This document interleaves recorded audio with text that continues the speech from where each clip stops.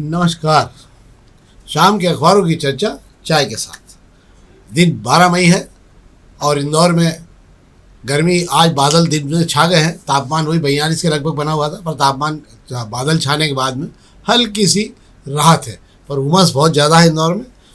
इसके अलावा अंतर्राष्ट्रीय स्तर की हम बात कर लें, कल प्रधानमंत्री जी ने ऐलान कर दिया है कि सोना खरीदना बिल्कुल कम बंद कर दीजिए, 1 साल मत खरीदिए आप। इसको लेकर बड़ा हाहाकार मच गया है। 1 करोड़ लोगों के रोजगार पर गहरा संकट आ गया है। इसके अलावा जो भारत की विकास दर से 7% की सहायता सोने चांदी की बिक्री और इससे व्यापार से होती है, वो भी नीचे आ जाएगी अगर ये काम नहीं हुआ था। इसको लेकर एसोसिएशन ने चिट्ठी लिखी, हम आपको आखिरी में बताएंगे। और वो जो $5 ट्रिलियन का सपना था भाइयों और बहनों, वो अब बहुत नीचे आ गया और अब उसके लिए आपको 2030 और 32 के आगे तक इंतज़ार करना होगा, क्योंकि अब हम $4 ट्रिलियन की इकोनॉमी से भी नीचे आ गए हैं। तो हम आपको सब बताएंगे कार्यक्रम के आखिरी तक। हम पहले आपको शहर की खबरों शुरू करते हैं। तो हम और शेखर जी आपको वो खबरें बता रहे हैं इंदौर की, जो चुनिंदा खबरें हैं 4 अखबारों की, जो शहर के प्रोमिनेंट अखबार हैं उनकी खबरें हैं। उसके आधार पर हम आपको जो खबरें बता रहे हैं वो अच्छी और जानकारी योग्य खबरें। तो हम सबसे पहले आज प्रभात खबर से खबरें शुरू करेंगे। प्रभात खबर में एक खबर है जिस पर हम बात करेंगे और उसी के साथ पानी की बात भी हम कर लेंगे। उससे प्रभात खबर, फलबाग और अन्नपूर्णा के इलाके में सम्प वेल बन रहा है। ये इंदौर का सबसे बड़ा सम्प वेल बन रहा है। सम्प वेल का मतलब कई कुओं के बराबर मिला के एक बहुत बड़ा वेल बनाया जाता है, जिससे टंकियों को भरने में सुविधा होती है और इसको बना लिया जाता है। इसके पहले सूखलिया के सम्प वेल की कहानी हमने आपके यहाँ पे इसी कार्यक्रम बताई थी कि वो साफ़ सफाई नहीं हो पा रही।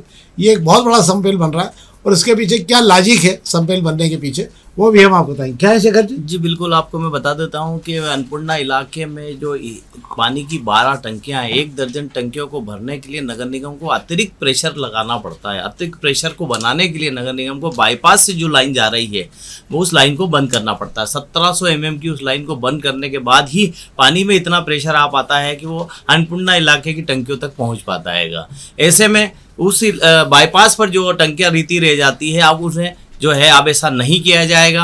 आपको बता दूं बीजलपुर के फलबाग में 20 MLD का सम्प वेल बनाया जा रहेगा और दावा किया जा रहा है कि जुलाई तक इसका काम पूरा हो जाएगा। सम्प वेल का ज़्यादातर काम हो चुका है। महापौर पुष्पमित्र भार्गव और जलकारी प्रभारी बबलू शर्मा ने आज अधिकारियों के साथ यहाँ दौरा किया था, सम्प वेल के हालात को जाना है।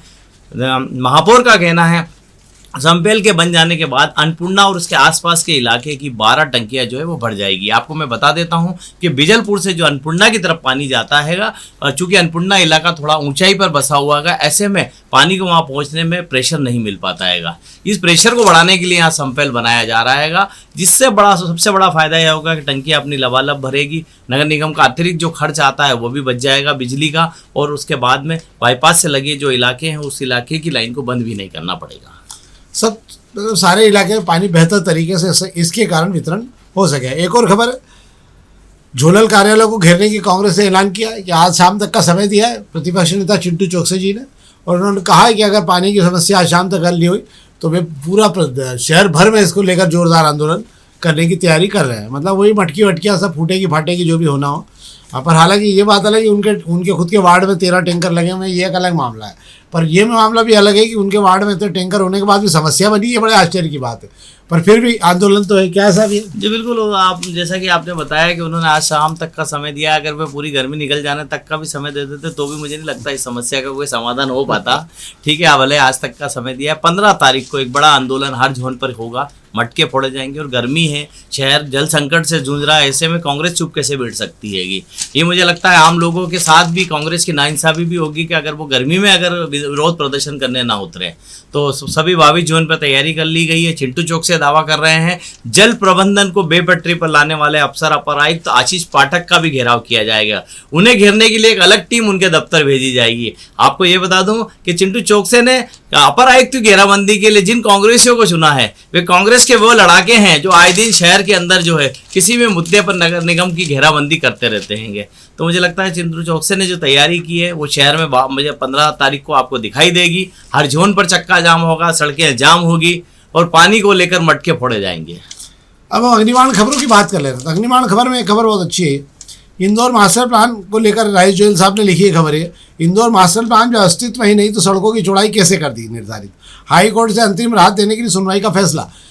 7 साल हो गए, अभी नया मास्टर प्लान नहीं आया है। पुराने मास्टर प्लान के आधार पे जो काम होना था, मुझे लगता है शायद अगर हाईकोर्ट ने कोई राहत दी होगी, ये याचिका लगाई थी जिनके मकान टूटने हैं, और इन लोगों की याचिका के बाद में हाईकोर्ट में इसमें सुनवाई शुरू हो गई। मुझे लगता है ये जो 24 बनने वाले रोड है मास्टर प्लान के, जिनको लेकर चौड़ाई और सबको लेकर झमेला चल रहा था, मुझे लगता है झमेले में पड़ गए क्या? जी बिल्कुल, आप सही कह रहे हैं। मुझे भी ऐसा लगता है कि सड़कें अब झमेले में पड़ती दिखाई दे रही हैगी। तो बात कर लेते हैं मधुबनी जुलाई से छावनी तक की जो सड़क बननी है, मास्टर प्लान में 80 फीट चौड़ी बताई जा रही है। रहवासी कह रहे हैं 60 फुट से ज़्यादा बनाने देंगे नहीं। इसको लेकर तालमेल बैठ नहीं पा रहा है। कुछ लोग तो 60 फुट पे भी राजी नहीं है, कोर्ट चले गए हैं। कोर्ट से ये डायरेक्शन मिला है, हालांकि राहत मिली है कि जब इंदौर में 2021 में ही मास्टर प्लान खत्म हो चुका है, तो ये रोडें कौन से मास्टर प्लान में बनाई जा रही है? सवाल भी बड़ा वाजिब हैगा। जब मास्टर प्लान ही अस्तित्व में नहीं है तो सड़कें मास्टर प्लान की कैसे हो, की चौड़ाई कैसे तय की गई हैगी? उसको लेकर जो है कोर्ट ने हालांकि अभी राहत दी है, फौरी राहत दे दी है गई है। फैसला नहीं दिया है, 15 तारीख फिर सुनवाई होना बाकी है कि मामला चलेगा। पर एक बार तो जो नगर निगम को बड़ा करारा झटका लग गया है। अगले 15 दिन तक तो काम की गति रुकेगी, काम शुरू ही नहीं हो पाया। काम शुरू ही नहीं हो पाया। हालांकि आज महापौर गए थे, वहाँ पर रोड पे ऐलान करने की 3 दिन में अतिक्रमण हटा लें, नहीं तो हम उसके बाद में काम शुरू कर देंगे। पर अब वो लगता है मुझे उसमें भी ग्रहण लग गया। पानी की चोरी के मामले तो आपने बहुत सुने होंगे, कोई यहाँ से चोरी कर रहा है, कोई पानकर मोटर लगा के चोरी कर रहा। पहली बार आपने शहर में पानी के पर डाका डालने की खबर भी आप पहली बार ही पढ़ रहे होंगे, और हम भी पहली बार ही समझ रहे हैं कि पानी का डाका भी डाला जा सकता है। तो वार्ड में नर्मदा की लाइन से अन्य वार्ड के कनेक्शन भी जोड़ दिए। 2 पार्षदों के बीच के खींचतान का मामला है ये, और लाला का बगीचा के रहवासियों ने नगर निगम के खिलाफ जोरदार प्रदर्शन किया और सड़कों पर बैठ गए अपने मटके हंडे लेके, ताकि पानी उनको नहीं मिल रहा है, क्योंकि पानी का प्रेशर वहाँ खत्म हो गया। क्या ऐसा भी है? बिल्कुल, आपको बता देता हूँ, बात वही आ रही है 2 पार्षदों के, 2 वार्डों के आपसी जो खींचतान की ये लड़ाई हैगी। लाला का बगीचा में रहने वाले रहवासियों की जो नई लाइन डाली गई थी, उस मेन लाइन से वार्ड 26 के पार्षद ने 2 कनेक्शन जोड़ लिए। कई जगह जो है इस तरीके का कनेक्शन पुरानी लाइन जोड़ ली गई, जिसकी वजह से गंदा पानी शुरू हो गया। वार्ड लाला का बगीचा में प्रेशर कम हो गया। रुस्तम का बगीचा के लोग परेशान हो रहे हैं। रूपेश यादव नगर के लोगों ने भी यही समस्या बताई है। पार्षद सोनीला मिमरट रहवासियों के साथ आज टंकी पर बैठ गई थी, मटके फोड़े गए, नगर निगम के खिलाफ नारेबाजी की गई। आरोप भी लगाया गया कि पार्षद लाल बहादुर वर्मा ने जब इस पूरे कनेक्शन की जांच करने टीम गई थी, उसके साथ भी मारपीट की है कि। तो बात फिर वही आ गई, ये पार्षदों के बीच में पानी के बंटवारे को लेकर जो खींचतान मस्ती है उसका नतीजा। और ये कोई नई बात नहीं है कि कांग्रेस बीजेपी के पार्षद आमने सामने एक दूसरे पर आरोप लगा रहे हैं। इस शहर में भाजपा के पार्षद ही अपने यहाँ लगी बनी हुई टंकी में से भाजपा के पार्षदों को लाइन देने से कतराते हैं। तो ये पुरानी लड़ाई। पर बात फिर वही आ रही है कि पानी पर डाका डाल दिया गया, नगर निगम को बगैर बताए मेन लाइन से कनेक्शन जोड़ लिए गए। हाँ, ये गलत बात है। वैसे मेन लाइन से कनेक्शन जोड़ना नहीं चाहिए, उससे दूसरे लोगों का प्रेशर खत्म होता है। अब हम बात कर रहे हैं पत्रिका खबर की। आज भीषण गर्मी के बीच वकीलों में खासा उत्साह। स्टेट बार काउंसिल के चुनाव थे आज, और उसको लेकर जमकर सभी जगह प्रचार किया जा रहा था पिछले कुछ लंबे समय से। और 19 प्रत्याशी थे, मैं नाम बता देता हूँ। वैसे तो सुनील गुप्ता हैं, ये पहले भी रह चुके हैं। विवेक सिंह साहब हैं, नरेंद्र जैन है, जय हार्डिया, KP गनगौर वर्तमान में काउंसिल के सदस्य चुनाव लड़ रहे हैं। इसके अलावा भाजपा के विधि प्रकोष्ठ के निमिष पाठक भी हैं, और सुरेंद्र वर्मा जी जो 7 बार से ज़्यादा इंदौर बार एसोसिएशन के अध्यक्ष रहे, वे भी इस बार चुनाव मैदान में। कांग्रेस के नेता शेख अलीम का नाम भी बताया जा रहा है। CP पुरोहित, कन्हैयालाल यादव, तनुज दीक्षित, विनोद द्विवेदी, शब्बीर खान और शाबाद खान भी मैदान में लड़ रहे हैं। कब? सवेरे 10 बजे मतदान शुरू हुआ। कब तक चलेगा साहब? शाम को 5 बजे तक मतदान चलना है। 10,000 से ज़्यादा वकील इंदौर में वोट डालेंगे। मैं आपको बता दूं कि जो है जिला कोर्ट में मतदान सुबह से चालू हो चुका है। 23 प्रत्याशी मैदान में होंगे, जिसमें से 19 इंदौर के हैं। सबसे बड़ी बात है, इंदौर में गहमा गहमी भी इसलिए ज़्यादा है कि 19 उम्मीदवार तो इंदौर से ही चुनाव लड़ रहे हैं।